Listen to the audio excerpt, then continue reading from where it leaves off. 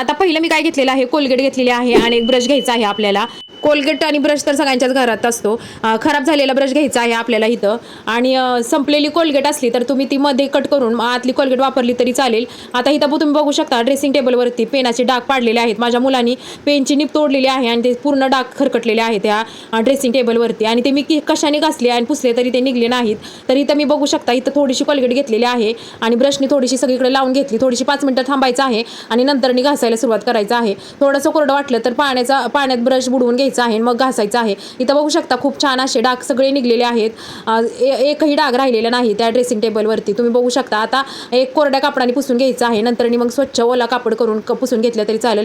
आधी कसं होता ड्रेसिंग टेबल आणि आता कसा ड्रेसिंग टेबल दिसतोय तुम्ही बघू शकता. अशा पद्धतीने तुम्ही डाग असतील ड्रेसिंग टेबलवर असेल, काचेवर असेल तर ते कोलगेटनं काढू शकता.